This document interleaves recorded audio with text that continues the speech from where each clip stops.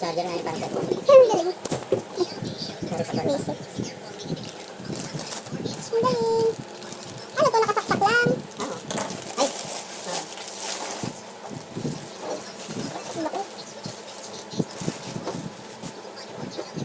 Need ata ano to? Ito, nakita ko may tinatanggal dito. Wala. Meron, ayun, na-open yan. Tapos ito yung ano, iniikot. Open.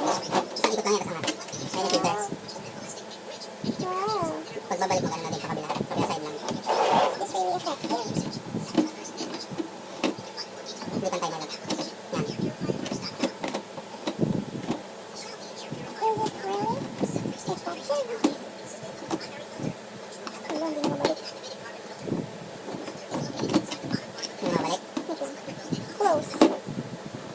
Ayan. Xiaomi.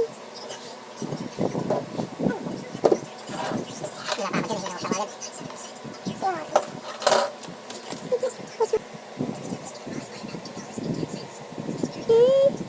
Kailangan ano siya, may 8 inches na ano, pagitan. Sabagay, pwede naman dyan. Kailangan ano, may space sa ano niya, o paligid niya. Ito. Hindi pwedeng ano. Ayan. Pinalot ko na yung app niya. Download ko din. O sige, ikaw muna. Tapos mamaya na lang. Gayahin ko ganun. Yeah. Ayun, tingnan mo. Sinusungkit. Meaning the particle sensor. Ah, may sensor. Nakakatakot lang siyang i-open kasi use a non-shot tool to open the cover of the laser particle sensor. Then use an air blow gun. Ah, kailangan nga yung vacuum ng Ace Hardware. Kailangan na to. Oh. Saksak ko. Paano to i-open? Huwag muna. Paano i-open? Na-open kasi siya ito. Hindi naman in-open yun. Kiniklim daw yung air particle sensor daw yan.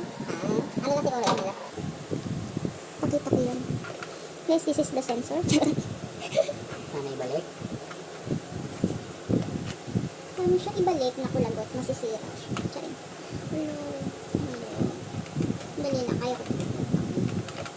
Itong ano, you just need to push it. You just need to higa it. I think. Wala pa kami matamaan sa sensor. Ano? Like na. Dali. Tulungan mo ako. Charing. Ayun na. Yan. Ang bigat Dito na. natin i-try yun. Okay.